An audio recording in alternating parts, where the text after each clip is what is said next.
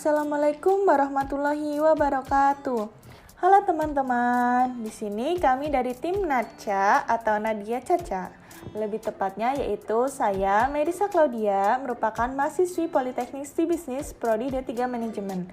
Begitu pula dengan rekan saya Nadia yang juga merupakan mahasiswi Politeknik Studi Bisnis Prodi D3 Manajemen.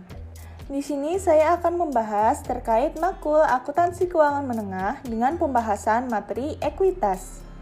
Nah, di sini ada beberapa poin-poin penting yang akan saya jelaskan. Yang pertama adalah pengertian ekuitas, yang kedua adalah unsur ekuitas, yang ketiga adalah tata cara perhitungan ekuitas, yang keempat adalah pelaporan ekuitas, yang kelima adalah jenis-jenis ekuitas, dan yang terakhir adalah tujuan ekuitas. Nah, masuk kepada pembahasan pertama yaitu pengertian ekuitas. Di sini ada beberapa pengertian ekuitas, yaitu ada yang menyebutkan bahwa ekuitas adalah hak pemilik perusahaan atas aset setelah dikurangi dengan liabilitas atau kewajiban. Ada pula yang menjelaskan bahwa ekuitas adalah modal atau kekayaan entitas bisnis dengan rumus total aset dikurangi liabilitas. Ada pula yang menjelaskan bahwa ekuitas adalah jumlah aset perusahaan apabila utangnya sudah dibayarkan. Nah, masuk ke pembahasan yang kedua adalah unsur ekuitas. Di sini unsur ekuitas dibagi menjadi 5, yaitu modal disetor, keuntungan yang ditahan, modal dari penilaian kembali, modal hibah atau sumbangan, dan modal lainnya.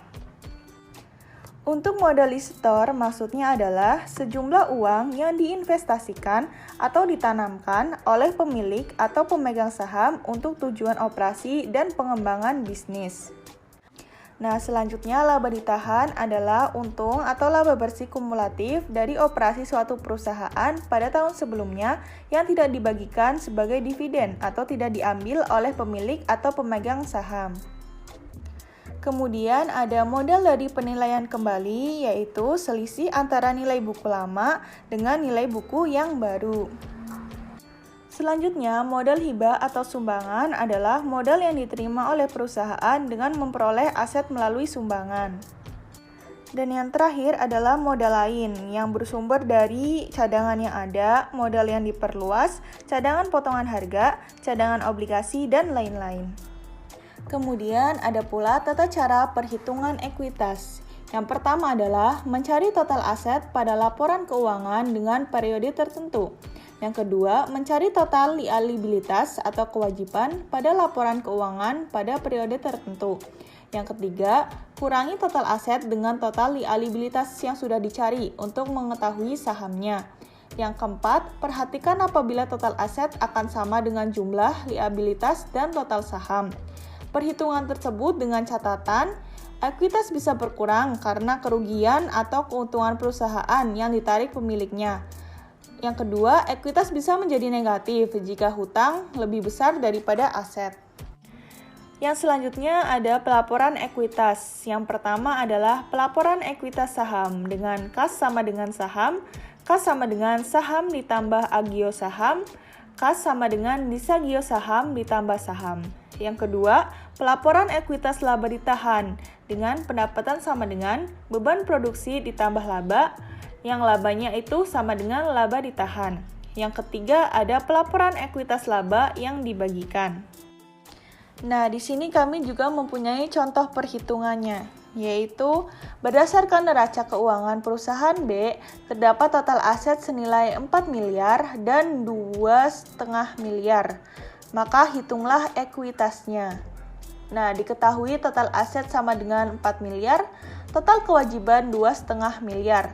Ditanyanya adalah ekuitas. Maka ekuitas sesuai rumus tadi adalah total aset dikurangi kewajiban. Maka 4 miliar dikurangi 2,5 miliar sama dengan 1,5 miliar. Nah, total ekuitas milik perusahaan B adalah 1,5 miliar. Jenis ekuitas ada 4, yaitu ekuitas pemegang saham, ekuitas pemilik perusahaan, ekuitas rumah, dan pembiayaan ekuitas. Yang pertama adalah ekuitas pemegang saham yang merupakan perwakilan jumlah total yang akan dikembalikan kepada pemegang saham jika semua aset yang dimiliki dilikuidasi dan semua kewajiban dilunasi. Yang kedua adalah ekuitas pemilik perusahaan, di mana semua keuntungan masuk ke rekening pribadi pemilik bisnis. Yang ketiga, ekuitas rumah. Nah, ekuitas rumah ini tentu saja sangat penting dan berguna bagi kalian yang ingin membeli atau menjual rumah. Dan yang terakhir adalah pembiayaan ekuitas, di mana jika sebuah perusahaan yang dikatakan sukses, tetapi tidak menghasilkan keuntungan yang signifikan menggunakan pembiayaan ekuitas sebagai cara untuk meningkatkan modal, saham perusahaan dapat dijual atau dilepaskan kepada investor dan hasil yang dari pendanaan tersebut dapat digunakan untuk mengembangkan usahanya. Kemudian tujuan ekuitas itu sendiri adalah agar dapat menyediakan informasi kepada yang berkepentingan mengenai efisiensi dan kepengurusan manajemen perusahaan. Sekian materi yang dapat saya sampaikan. Terima kasih yang sudah menyimak videonya. Sampai jumpa. Wassalamualaikum warahmatullahi wabarakatuh.